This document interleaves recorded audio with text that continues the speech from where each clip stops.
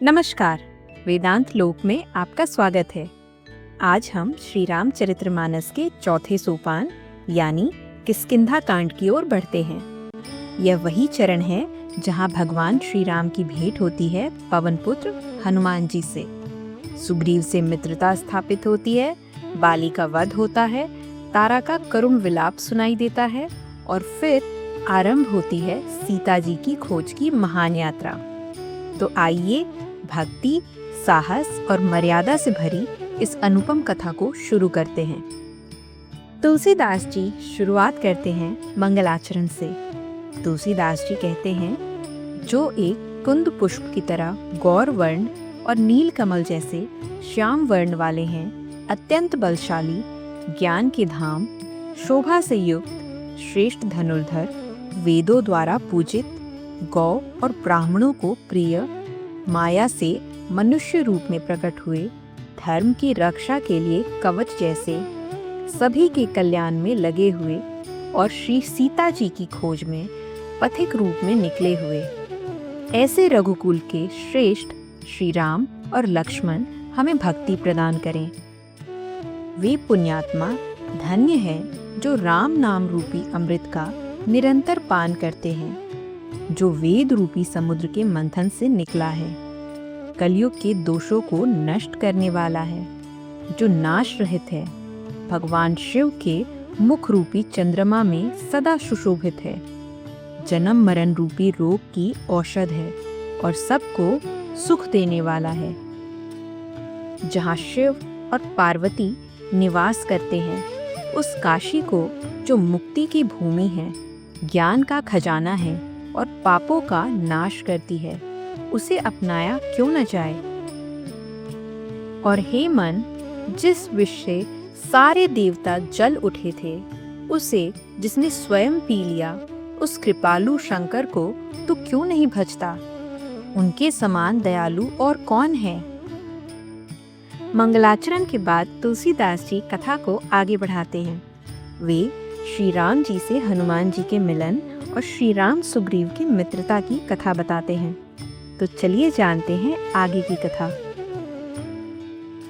श्री राम जी और लक्ष्मण जी सीता जी की खोज में निरंतर आगे बढ़ते जा रहे थे। इसी यात्रा में अब वे ऋष्यमुख पर्वत के निकट पहुंचे।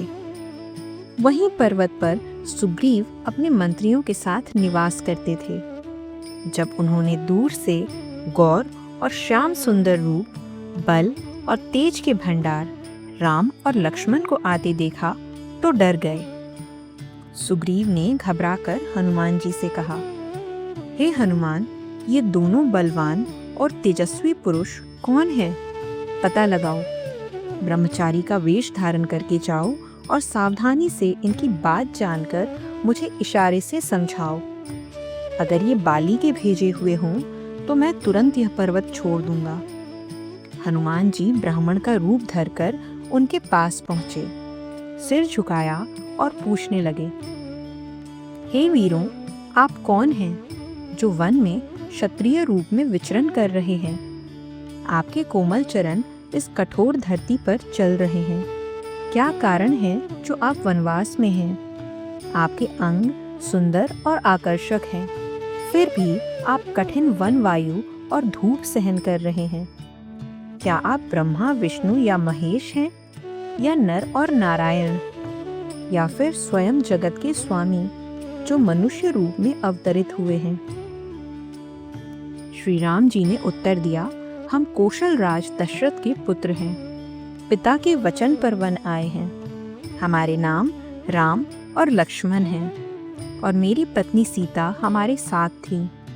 वन में एक राक्षस ने उनका हरण कर लिया। हे ब्राह्मण, हम उन्हीं की खोज में निकले हैं।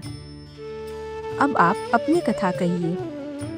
हनुमान जी प्रभु को पहचान गए। वे भाव विभोर होकर चरणों में गिर पड़े। शिव जी कहते हैं, हे पार्वती, वह सुख वर्णन से परे है। रोमांच हो आया, वाणी रुक गई। हनुमान जी प्रभु के सुंदर वेश को निहारते रहे, फिर स्तुति की। वे बोले, स्वामी, मैंने जो प्रश्न किया वह तो मेरी स्थिति के अनुसार था। आपको इतने समय बाद तपस्वी रूप में देखा और मेरी वानर बुद्धि, मैं तो आपकी माया के वश में भूल गया था। मैं मंद हूँ, मोह में फंसा हूँ, हृदय से अज्ञानी और कुटिल हूँ, परंतु हे दीनबंधु, आपने भी मुझे भुला दिया। फिर भी हे नाथ, सेवक को स्वामी न भूले, बस यही विनती है। आपकी कृपा से ही जीव माया मुक्त होता है। हे प्रभु, मैं शपथ लेकर कहता हूँ, भजन और साधना मुझे नहीं आती। सेवक तो बस स्वामी के भरोसे जीता है। आप ही को मेरा पालन पोषण करना है। ऐसा कहकर हनुमान जी भाव विभोर होकर प्रभु के चरणों से लिपट गए और अपना वानर रूप प्रकट कर दिया। प्रेम से भरे हुए राम जी ने उन्हें उठाकर हृदय से लगा लिया और अपने अश्रुओं से उन्हें शीतल किया। फिर बोले, हे कपि, मन में कोई संकोच न करना। तुम मुझे लक्ष्मण से भी अधिक प्रिय हो। सब मुझे समदर्शी कहते हैं, परंतु मुझे तो केवल सेवक प्रिय होता है। सच्चा अनन्य वही है जो सदा मानता है कि वह सेवक है और यह समस्त जगत मेरे स्वामी का ही स्वरूप है। प्रभु के इन वचनों से हनुमान जी का हर्ष बढ़ गया। सारे दुख दूर हो गए। उन्होंने कहा, हे प्रभु, इस पर्वत पर वानर राज सुग्रीव रहते हैं। वह आपके सेवक हैं। कृपा कर उनसे मित्रता कीजिए। वे सीता जी की खोज करवाएंगे और करोड़ों वानरों को भेजेंगे।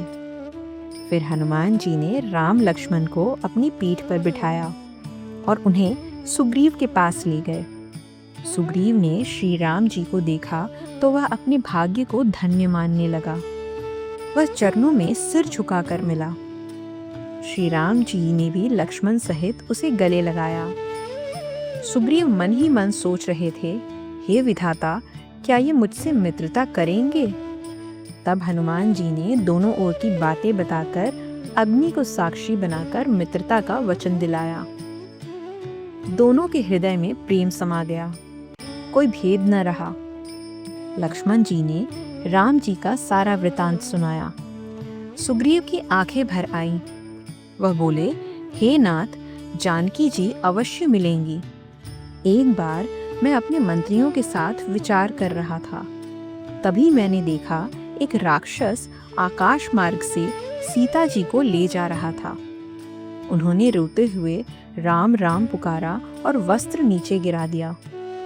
मैंने उसे रख लिया, अभी उसे लौटा रहा हूँ। श्री राम जी ने वह वस्त्र हृदय से लगा लिया और अत्यंत चिंतित हो गए। सुग्रीव ने उन्हें ढाढ़स बंधाया। हे प्रभु, अब चिंता न करें, मैं हर उपाय करूंगा जिससे सीता जी आपको मिल जाएं। श्री राम जी, जो कृपा और बल के सागर हैं, सुग्रीव के वचन सुनकर प्रसन्न हो गए और बोले, हे सुग्रीव, यह बताओ तुम वन में क्या कर रहे हो?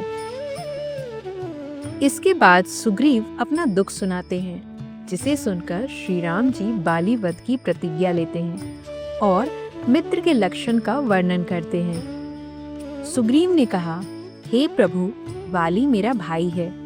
पहले हमारे बीच अपार प्रेम था। एक बार मायावी नाम का दानव हमारे नगर में आया। आधी रात को नगर द्वार पर आकर उसने ललकारा। बाली उससे युद्ध करने दौड़ पड़ा। मैं भी उसके साथ हो लिया। मायावी एक पहाड़ की गुफा में घुस गया। बाली ने मुझसे कहा, मैं बाहर इंतजार करूं, और यदि वह 15 दिन में न लौटे तो समझ लूं कि वह मारा गया। मैं वहां पूरे महीने तक रहा। फिर गुफा से खून की धारा बहती देखी तो डर कर सोचा कि बाली मारा गया। मैंने गुफा का द्वार एक पत्थर से बंद कर दिया और लौट आया। नगर में बिना राजा देख मंत्रियों ने मुझे जबरन राजा बना दिया। कुछ समय बाद बाली लौट आया। मुझे राजा के रूप में देख उसने सोचा कि मैंने जानबूझकर गुफा बंद कर दी थी। उसने मुझसे वैर ठान लिया। बहुत पीटा, मेरी पत्नी और सब कुछ छीन लिया। मैं अब उसके डर से वन वन भटकता हूँ। यहाँ वह श्राप के कारण नहीं आ पाता। फिर भी मैं डरता रहता हूँ। सुग्रीव का दुख सुनते ही श्री राम जी की भुजाएं क्रोध से फड़क उठी। उन्होंने कहा, हे सुग्रीव, मैं एक ही बाण में बाली का अंत कर दूंगा, चाहे वह ब्रह्मा या रुद्र की शरण में ही क्यों न चला जाए, बच नहीं पाएगा। श्री राम जी ने मित्र के धर्म की व्याख्या करते हुए कहा, जो मित्र के दुख से दुखी नहीं होता उसका देखना भी पाप है। अपने बड़े दुख को भी तुच्छ और मित्र के छोटे दुख को भी भारी समझना चाहिए। जो ऐसा स्वभाव नहीं रखते उन्हें मित्रता नहीं करनी चाहिए। सच्चा मित्र वही है जो बुराई से रोके, अच्छाई की राह दिखाए, गुणों की सराहना करे और अवगुणों को छिपाए, लेन देन में संकोच न करे, सदैव हित की बात करे और संकट के समय 100 गुना अधिक स्नेह करे। यही वेदों में सच्चे मित्र के लक्षण बताए गए हैं। जो सामने मधुर बात करे लेकिन पीठ पीछे बुराई करे, ऐसा कपटी मित्र त्याग देने योग्य होता है। मूर्ख सेवक, कंजूस राजा, उल्टा स्त्री और कपटी मित्र, ये चारों जीवन में कांटे जैसे होते हैं। हे सखा, अब मेरे रहते चिंता मत करो, मैं तुम्हारा पूरा साथ दूंगा। सुग्रीव ने कहा, हे रघुनाथ जी, बाली बहुत शक्तिशाली है। फिर उसने दुंदुभी राक्षस की हड्डियां और ताल के पेड़ दिखाए। श्री राम जी ने उन्हें बड़ी सहजता से गिरा दिया। यह देख सुग्रीव का विश्वास और प्रेम बढ़ गया। उसे भरोसा हो गया कि श्री राम जी ही बाली का वध कर सकते हैं। वह बार बार उनके चरणों में सिर झुकाने लगा। अब वह प्रभु को पहचानकर अंदर से हर्षित हो उठा। सुग्रीव ने भावुक होकर कहा, हे नाथ, आपकी कृपा से अब मेरा मन स्थिर हो गया है। अब मुझे सुख संपत्ति, परिवार और बड़प्पन में कोई रुचि नहीं रही। मैं अब केवल आपकी सेवा करना चाहता हूँ। जिन संतों ने आपके चरणों की आराधना की है, उन्होंने कहा है कि ये सब सुख संपत्ति आदि राम भक्ति के मार्ग में बाधा है। इस संसार के सुख दुख, शत्रु मित्र, ये सभी माया के बनाए हुए हैं। वास्तव में इनमें कोई सच्चाई नहीं है। हे प्रभु, बाली ही तो मेरा सबसे बड़ा हितैषी है। उसी के कारण तो आप जैसे प्रभु के दर्शन मुझे मिले। अब तो यदि स्वप्न में भी उससे लड़ाई हो जाए तो जागने पर मुझे संकोच होगा कि मैंने ऐसा क्यों किया। अब मेरी आपसे यही विनती है कि मुझे ऐसी कृपा दें कि मैं सब कुछ छोड़कर दिन रात केवल आपका भजन कर सकूं। सुग्रीव की वैराग्य भरी बातें सुनकर धनुषधारी श्री राम जी मुस्कुराए और बोले, सखा, तुमने जो कुछ कहा वह सब सत्य है, परंतु मेरी वाणी कभी मिथ्या नहीं होती। बाली मारा जाएगा और तुम राजा बनोगे। काकभूषुंडी जी कहते हैं, हे गरुड़ जी, जैसे मदारी अपने बंदर को नचाता है, वैसे ही श्री राम जी इस संसार में सबको नचाते हैं। ऐसा वेदों का कथन है। कथा आगे बढ़ती है। अब हम जानेंगे बाली और सुग्रीव के युद्ध का वर्णन, बाली के उद्धार की घटना और तारा के विलाप की कथा। साथ ही देखेंगे कैसे सुग्रीव का राज्य अभिषेक हुआ और अंगद को युवराज पद प्राप्त हुआ। इसके बाद श्री राम जी ने धनुष बाण उठाए और सुग्रीव को साथ लेकर निकल पड़े। उन्होंने सुग्रीव को बाली के पास भेजा। सुग्रीव श्री राम जी की शक्ति के भरोसे गर्जना करते हुए बाली के पास गया। बाली ने सुग्रीव की गर्जना सुनी तो वह क्रोध में भरकर दौड़ा। उसकी पत्नी तारा ने उसके चरण पकड़कर विनती की, हे स्वामी, जिनसे सुग्रीव मिले हैं वे राम और लक्ष्मण हैं, तेज और बल की सीमा। वे दशरथ जी के पुत्र हैं, जो युद्ध में काल को भी जीत सकते हैं। बाली ने कहा, हे प्रिय, तुम डरपोक हो। श्री राम समदर्शी हैं। अगर उन्होंने मुझे मार भी दिया तो भी मैं सनाथ हो जाऊंगा। यह कहकर वह घमंडी बाली सुग्रीव को तिनके के समान समझते हुए युद्ध को निकल पड़ा। दोनों भिड़ गए। बाली ने सुग्रीव को घूंसा मारा और जोर से गरजा। सुग्रीव को वह प्रहार वज्र के समान लगा और वह व्याकुल होकर भाग आया। उसने श्री राम जी से कहा, हे कृपालु, मैंने पहले ही कहा था, बाली कोई साधारण भाई नहीं है, काल है। श्री राम जी ने समझाया, तुम दोनों का रूप एक सा है, इसी भ्रम में मैंने बाण नहीं चलाया। फिर उन्होंने सुग्रीव के शरीर को स्पर्श किया, जिससे वह वज्र के समान हो गया और सारी पीड़ा चली गई। अब श्री राम जी ने सुग्रीव के गले में फूलों की माला डाल दी और उसे फिर से युद्ध के लिए भेजा। इस बार भीषण युद्ध हुआ। श्री राम जी पेड़ की आड़ से देख रहे थे। सुग्रीव ने कई चालें चली, पर अंत में डर के कारण वह हार मान गया। तब श्री राम जी ने बाली के हृदय में बाण मारा। बाण लगते ही बाली गिर पड़ा, लेकिन प्रभु श्री राम को सामने देखकर वह उठ बैठा। प्रभु का श्याम शरीर, जटाएं, लाल नेत्र, धनुष्मान देखकर वह भाव विभोर हो गया। बाली ने बार बार प्रभु की ओर देखा और मन उनके चरणों में लगा दिया। हृदय में प्रीति थी, पर वाणी में कटुता। वह बोला, हे गोसाई, आपने धर्म के लिए अवतार लिया और मुझे व्याध की तरह छिपकर मारा। सुग्रीव प्यारा और मैं वैरी, मैंने क्या दोष किया? श्री राम जी ने कहा, हे मूर्ख, सुन, छोटे भाई की पत्नी, बहन, पुत्र की स्त्री और कन्या, इन पर जो बुरी दृष्टि डालता है उसे मारना पाप नहीं होता। तुझे अहंकार ने अंधा कर दिया, पत्नी की सीख भी नहीं मानी। सुग्रीव मेरी शरण में था, फिर भी तूने उसे मारना चाहा। बाली ने कहा, हे प्रभु, आपसे कुछ छिपा नहीं है। अब अंत समय में आपकी शरण मिली, फिर भी क्या मैं पापी ही रहूंगा? उसकी कोमल बातों को सुनकर श्री राम जी ने उसके सिर पर स्पर्श किया और कहा, मैं तुम्हें अमर कर देता हूँ, तुम जीवन रखो। बाली ने कहा, हे प्रभु, इतने पुण्य से भी मुनियों को अंतिम समय में राम नहीं याद आता। काशी में भी जो नाम से सबको मुक्ति देते हैं, वही आज मेरे सामने खड़े हैं। श्रुतियाँ जिन्हें नीति नीति कहकर गाती हैं, मुनिजन जिनके ध्यान में केवल झलक ही पाते हैं, वे ही आज मेरे सामने हैं। आप कह रहे हैं मैं शरीर रखूं? पर ऐसा कौन मूर्ख होगा जो कल्प वृक्ष को छोड़कर बबूल की झाड़ी लगाए?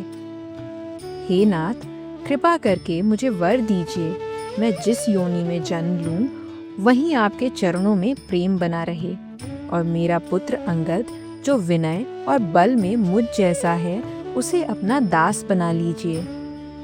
फिर बाली ने प्रभु के चरणों में प्रीति करते हुए शरीर को वैसे ही त्याग दिया जैसे गज माला गिरा देता है। श्री राम जी ने उसे अपने परम धाम भेज दिया। बाली का उद्धार हो चुका था। नगरवासी यह समाचार सुनकर व्याकुल होकर दौड़ पड़े। बाली की पत्नी तारा अत्यंत विलाप करने लगी। उसके बाल बिखरे हुए थे, शरीर थर-थर कांप रहा था और वह स्वयं को संभाल नहीं पा रही थी। तारा को इस हालत में देखकर श्री राम जी ने उसे ज्ञान दिया और उसके अज्ञान रूपी दुख को हर लिया। उन्होंने समझाया, यह शरीर 5 तत्वों यानी पृथ्वी, जल, अग्नि, वायु और आकाश से बना है और यह नश्वर है। शरीर तो तुम्हारे सामने पड़ा है और आत्मा अमर है, फिर तुम किसके लिए रो रही हो? जब तारा को यह ज्ञान हुआ तो वह श्री राम जी के चरणों में गिर पड़ी और उन्होंने भगवान से सच्ची भक्ति का वर मांगा। शिव जी पार्वती जी से कहते हैं, हे उमा, श्री राम जी सबको अपनी लीला में नचाते हैं, जैसे कोई कठपुतली को नचाता है। इसके बाद उन्होंने सुग्रीव को आदेश दिया और सुग्रीव ने विधि पूर्वक बाली का अंतिम संस्कार किया।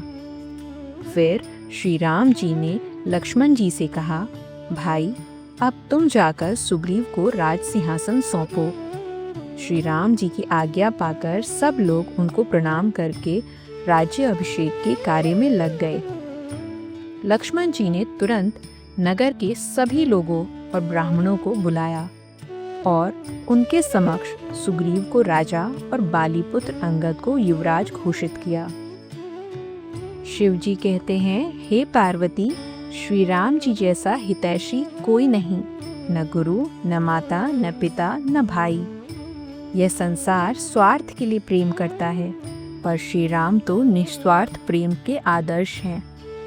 जो सुग्रीव पहले बाली के भय से हर पल कांपता था, जिसकी छाती चिंता से जलती रहती थी और शरीर घावों से भर चुका था, उसी को श्री राम जी ने राजा बना दिया। श्री राम का स्वभाव अत्यंत ही करुणामय है। जो लोग ऐसे दयालु प्रभु को जानबूझकर छोड़ देते हैं, वे विपत्ति में ही फंसते हैं।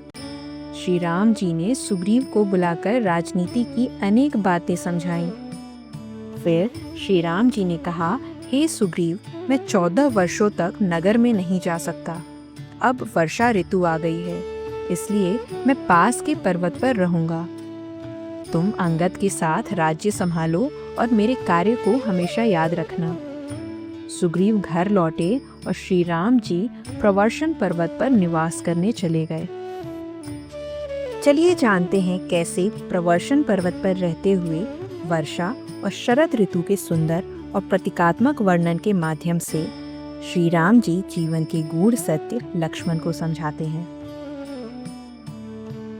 जिस पर्वत पर श्री राम जी ठहरे थे, वहां पहले से ही देवताओं ने एक सुंदर गुफा तैयार कर रखी थी, क्योंकि वे जानते थे कि करुणा सागर श्री राम कुछ समय वहीं रहेंगे। वन में फूल खिले हैं, भौरे मधुर गुंजार कर रहे हैं। जब से श्री राम वहां आए, तब से कंदमूल, फल और पत्तों की भरमार हो गई। उस अनुपम पर्वत को देखकर श्री राम अपने छोटे भाई लक्ष्मण सहित वहां रहने लगे।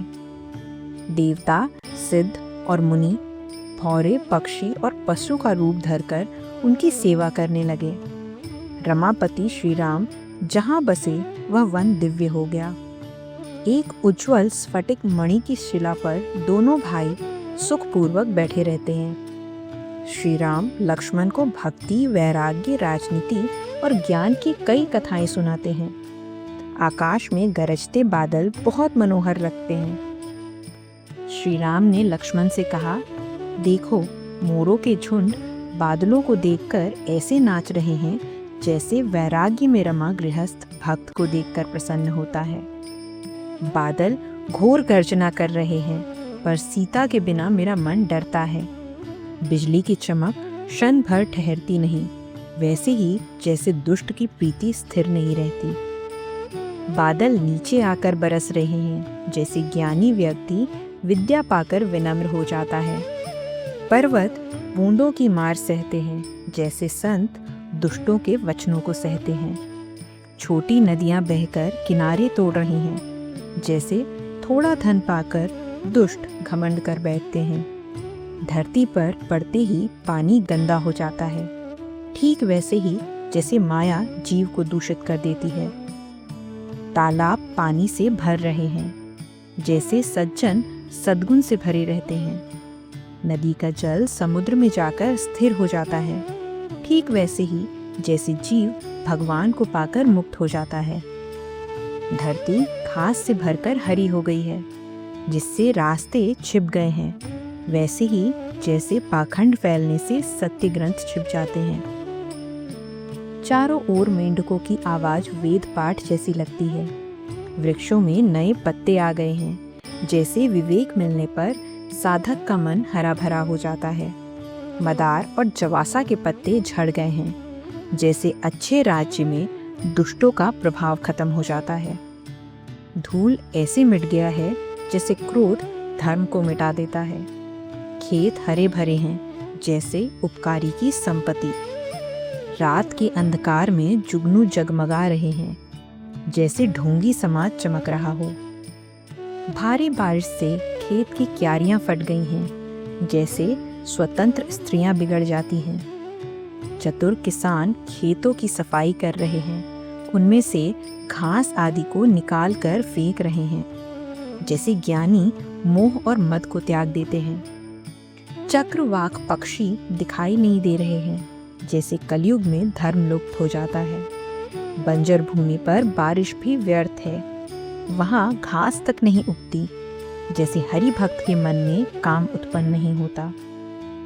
पृथ्वी जीवों से भर गई है, जैसे अच्छे शासन में प्रजा बढ़ती है। जगह जगह यात्री विश्राम कर रहे हैं, जैसे ज्ञान मिलने पर इंद्रियां शांत हो जाती हैं। कभी तेज हवा चलती है तो बादल उड़ जाते हैं, वैसे ही जैसे कुल में कुपुत्र से श्रेष्ठ आचरण मिट जाता है। कभी दिन में घना अंधकार होता है तो कभी सूर्य निकल आता है, जैसे कुसंग से ज्ञान छिपता है और सुसंग से प्रकट होता है। श्री राम ने लक्ष्मण से कहा, हे लक्ष्मण, देखो अब वर्षा समाप्त हो गई है और सुंदर शरद ऋतु आ गई। कास के फूलों से धरती ढक गई है, जैसे वर्षा ऋतु ने अपने सफेद बाल दिखाए हों। अगस्त्य नक्षत्र ने जल सुखा दिया है, जैसे संतोष लोभ को सोख लेता है। नदियों और तालाबों का निर्मल जल ऐसे शोभा पा रहा है जैसे संतों का मोह से रहित मन। नदियों का जल धीरे धीरे सूख रहा है, जैसे विवेकी मोह त्याग देता है। खंजन पक्षी लौट आए हैं, जैसे समय आने पर पुण्य फलते हैं। न कीचड़ है न धूल, धरती ऐसे चमक रही है जैसे नीति में कुशल राजा का आचरण। जल कम होने से मछलियां व्याकुल हो रही हैं, जैसे मूर्ख धन बिना बेचैन होते हैं। निर्मल आकाश ऐसा लग रहा है जैसे भगवत भक्त आशाओं को त्याग कर शांत होते हैं। कहीं कहीं हल्की बारिश हो रही है, ठीक वैसे ही जैसे कोई विरला ही मेरी भक्ति पाता है। राजा, तपस्वी, व्यापारी और भिखारी सब प्रसन्न होकर नगर छोड़ रहे हैं, जैसे हरि भक्ति पाकर सभी जीवन धर्मों को त्याग देते हैं। जो मछलियाँ अथाह जल में हैं वे सुखी हैं, जैसे हरि शरण में कोई बाधा नहीं रहती। कमलों के खिलने से तालाब ऐसे सुंदर लग रहे हैं जैसे निर्गुण ब्रह्म सगुण हो जाने पर लगते हैं। भौरे गूंज रहे हैं, पक्षी सुंदर आवाज में गा रहे हैं। चकवे रात देखकर दुखी हो रहे हैं, जैसे दुष्ट दूसरों की संपत्ति देखकर दुखी होते हैं। पपीहा प्यासा पुकार रहा है, जैसे श्री हरि से विमुख व्यक्ति सुख के लिए तड़पता है। रात का चंद्रमा शरद ऋतु के ताप को ऐसे हर लेता है जैसे संत दर्शन पाप हर लेते हैं। चकोर चंद्रमा को टकटकी लगाकर देख रहे हैं, जैसे भगवत भक्त भगवान को निहारते हैं। मच्छर और डांस ठंड से नष्ट हो गए, जैसे ब्राह्मण से बैर करने से कुल का नाश होता है। वर्षा में जो जीव बढ़ रहे थे वे शरद में वैसे ही नष्ट हो गए, जैसे सद्गुरु के मिलने से भ्रम समाप्त हो जाता है। चलिए अब जानते हैं श्री राम की सुग्रीव पर नाराजगी, लक्ष्मण जी का कोप, सुग्रीव राम के संवाद और सीता जी की खोज के लिए वानरों के प्रस्थान की कहानी। वर्षा समाप्त हो गई और निर्मल शरद ऋतु आ गई, लेकिन सीता माता का अब तक कोई पता नहीं चला। श्री राम बोले, हे तात, यदि किसी प्रकार सीता का पता चल जाए तो मैं काल को भी जीतकर उन्हें पल भर में ले आऊं। अगर वह कहीं भी जीवित होगी तो मैं उन्हें अवश्य खोज निकालूंगा। सुग्रीव ने राज्य, धन, स्त्री और नगर पा लिया है, इसलिए अब उसे मेरी चिंता नहीं रही। जिस बाण से मैंने बाली को मारा था उसी से कल उस मूढ़ को भी मारूंगा। शिव जी कहते हैं, हे उमा, जिनकी कृपा से मद और मोह छूट जाते हैं, क्या वे क्रोध कर सकते हैं? यह तो उनकी लीला मात्र है। जो ज्ञानी मुनि श्री राम के चरणों से प्रेम करते हैं वे ही इस रहस्य को समझ सकते हैं। लक्ष्मण जी ने जब देखा कि श्री राम क्रोधित हैं तो उन्होंने धनुष चढ़ाकर बाण हाथ में ले लिया, परंतु श्री राम ने दया दिखलाते हुए लक्ष्मण जी को समझाया, हे तात, सखा सुग्रीव को केवल डर दिखाना है, मारना नहीं है। इधर किष्किंधा नगरी में श्री हनुमान जी ने सोचा कि सुग्रीव श्री राम जी के कार्य को भूल गए हैं। वे सुग्रीव के पास पहुँचे और उनके चरणों में सिर नवाया। फिर चारों नीतियाँ साम दाम दंड भेद समझाकर उन्हें समझाया। हनुमान जी के वचन सुनकर सुग्रीव डर गए और बोले, हे पवनसुत, विषयों ने मेरा विवेक हर लिया। अब तुम जहाँ जहाँ वानरों के समूह हो वहाँ दूत भेजो और कह दो कि जो 15 दिनों में नहीं आएगा उसका वध मैं स्वयं करूँगा। हनुमान जी ने दूतों को बुलाकर उनका आदर किया, उन्हें भय, प्रेम और नीति से समझाया। वानर सिर झुकाकर चल दिए। उसी समय लक्ष्मण जी नगर में पहुंचे। उनके क्रोध को देखकर वानर इधर उधर भागने लगे। लक्ष्मण जी ने धनुष चढ़ाकर कहा, मैं इस नगर को अभी जलाकर राख कर दूंगा। नगर में अफरा तफरी मच गई। तब बाली पुत्र अंगद जी लक्ष्मण जी के पास आए। उनके चरणों में सिर नवाकर क्षमा मांगी। लक्ष्मण जी ने उन्हें अभय दिया। सुग्रीव ने जब अपने कानों से लक्ष्मण जी का क्रोध सुना तो वह बहुत घबरा गया। उसने हनुमान जी से कहा, हे हनुमान, तुम तारा को साथ लेकर राजकुमार को समझाओ। हनुमान जी तारा को साथ लेकर लक्ष्मण जी के पास पहुंचे। उनके चरणों की वंदना की और श्री राम के यश का वर्णन किया। विनती करके उन्हें महल ले आए। उनके चरण धोकर पलंग पर बिठाया। फिर सुग्रीव स्वयं आया, चरणों में सिर नवाया और लक्ष्मण जी ने हाथ पकड़कर उसे गले से लगा लिया।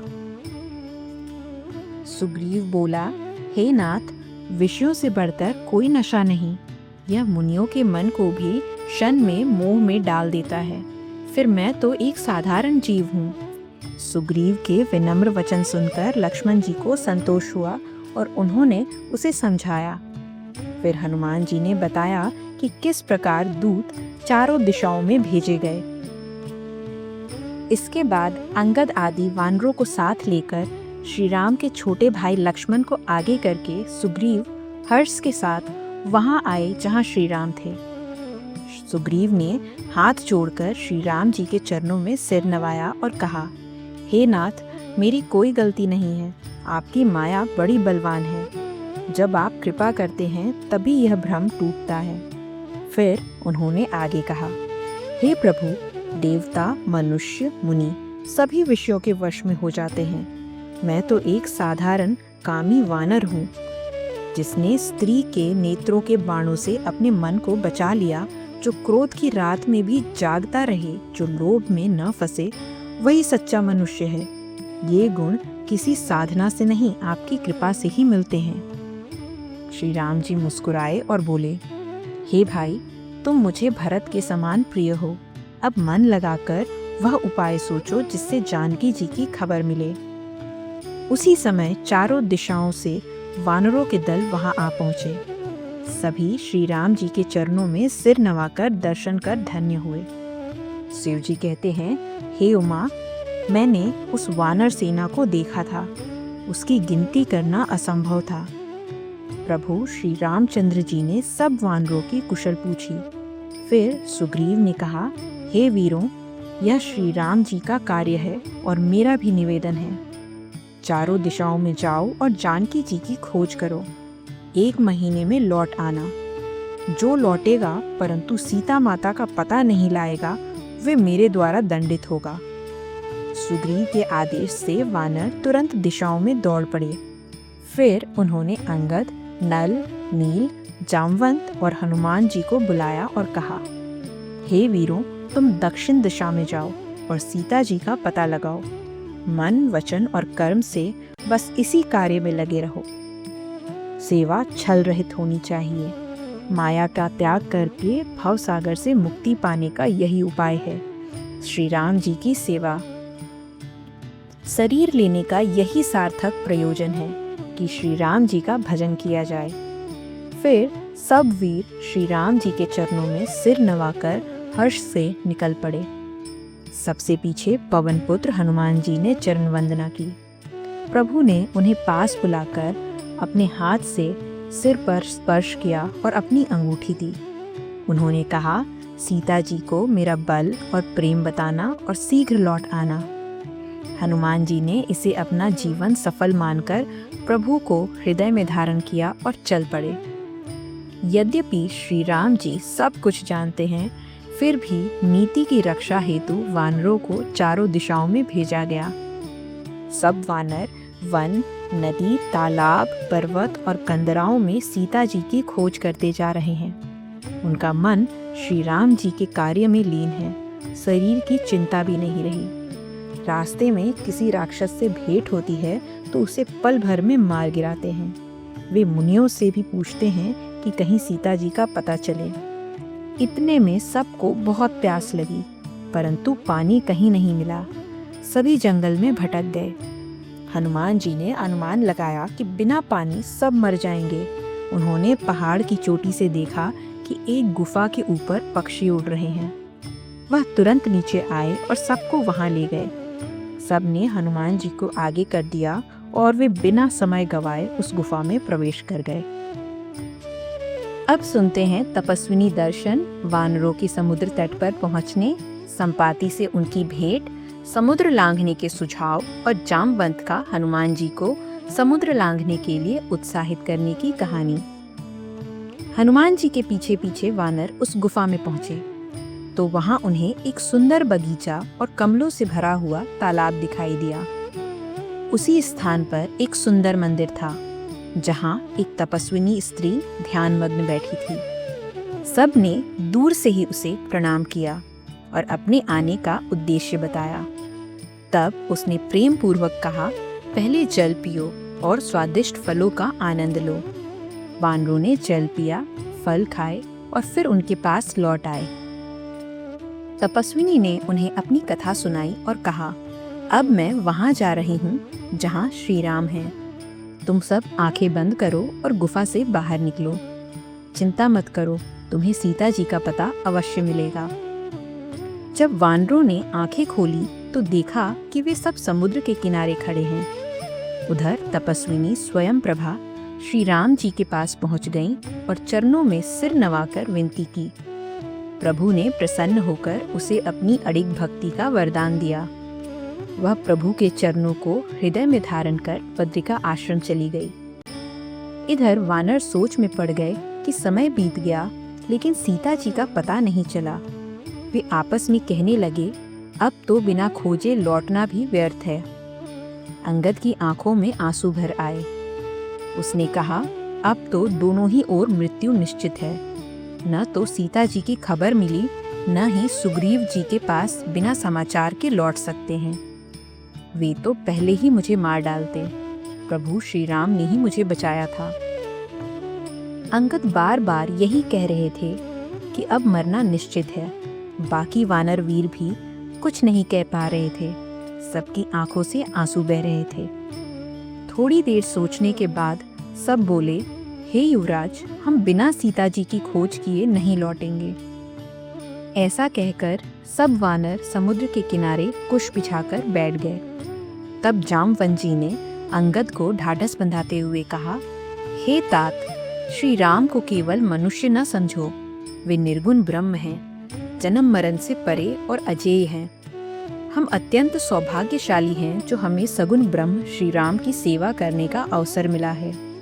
देवताओं, पृथ्वी, गायों और ब्राह्मणों की रक्षा के लिए भगवान स्वयं अवतार लेते हैं। उनके भक्त मोक्ष को भी ठुकराकर सदा उनकी सेवा में रहते हैं।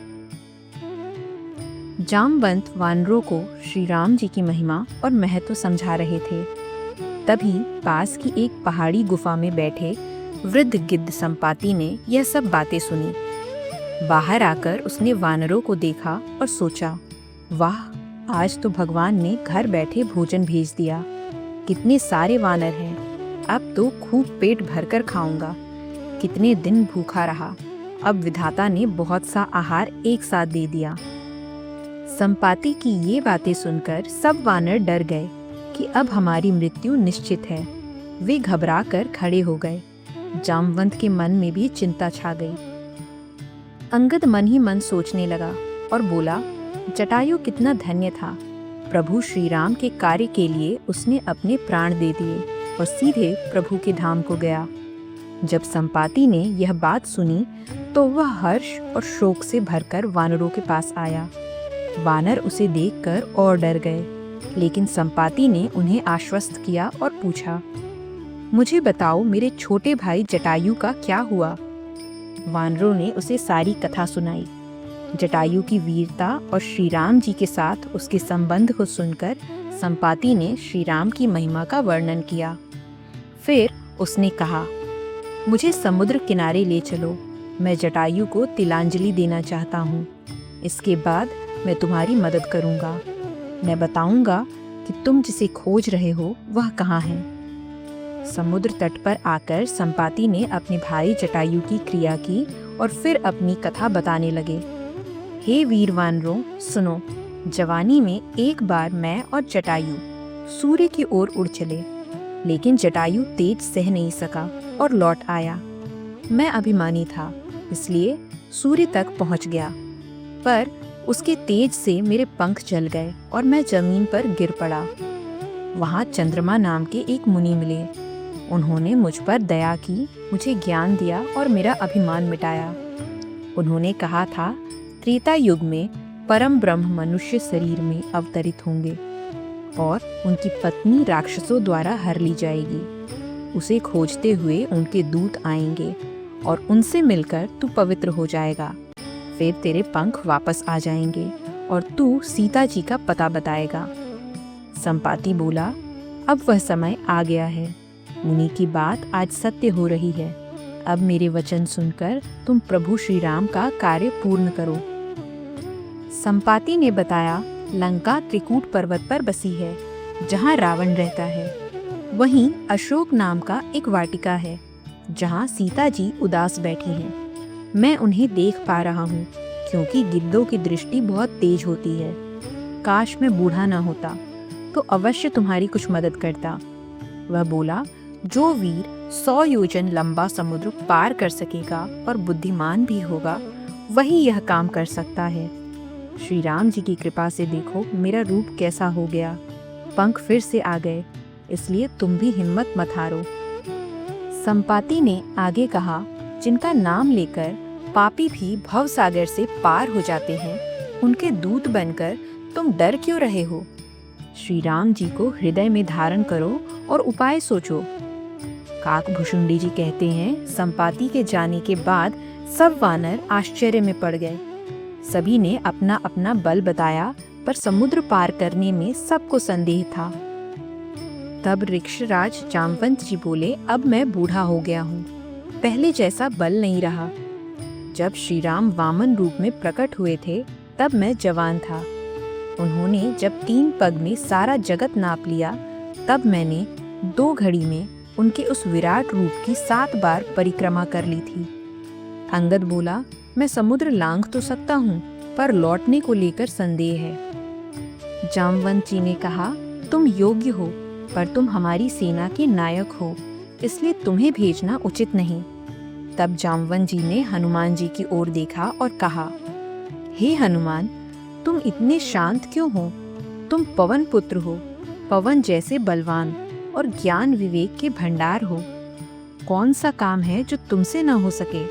तुम्हारा जन्म ही श्री राम जी के कार्य के लिए हुआ है। यह सुनकर हनुमान जी का शरीर पर्वत के समान विशाल हो गया। उनका रूप सोने की तरह दमक रहा था। वे बार बार गर्जना कर कर बोले, मैं इस खारे समुद्र को खेल खेल में पार कर सकता हूँ। चाहूँ तो रावण को मारकर त्रिकूट पर्वत उखाड़ लाऊं। हे जामवंत, आप बताइए मुझे क्या करना चाहिए? जामवंत जी ने कहा, हे तात, तुम बस इतना करो कि सीता जी को देखकर लौट आओ और उनकी खबर श्री राम जी को दे दो। राक्षसों का संहार तो श्री राम अपने बल से कर लेंगे, वानरों की सेना तो केवल लीला के लिए ले जाएंगे। जामवंत के वचन सुनकर हनुमान जी यात्रा के लिए तैयार हो गए। और यहीं पर तुलसीदास जी किष्किंधा कांड को समाप्त करते हैं और श्री राम गुण के महात्म्य का वर्णन करते हुए लिखते हैं, श्री राम जी का यश जन्म और मरण के दुख रूप रोग की अचूक औषधि है। जो स्त्री पुरुष इसे श्रद्धा से सुनते हैं, उनके सभी मनोरथ श्री राम जी की कृपा से पूरे होते हैं। जिनका शरीर नीले कमल के समान श्याम है, जिनकी सुंदरता करोड़ों कामदेवों से भी अधिक है और जिनका नाम पाप रूपी पक्षियों का नाश करने वाले व्याध के समान है, उन श्री राम जी के गुणों की कथा अवश्य सुननी चाहिए। अगर आपको यह कथा पसंद आई हो तो वेदांत लोक को सब्सक्राइब करें, वीडियो को लाइक करें और अपने विचार कमेंट में साझा करें। अगले सोपान यानी सुंदरकांड में हम जानेंगे हनुमान जी की अद्भुत समुद्र यात्रा और सीता जी की खोज की रोमांचक कथा। तब तक के लिए श्री राम जी की कृपा सभी पर बनी रहे। जय श्री राम।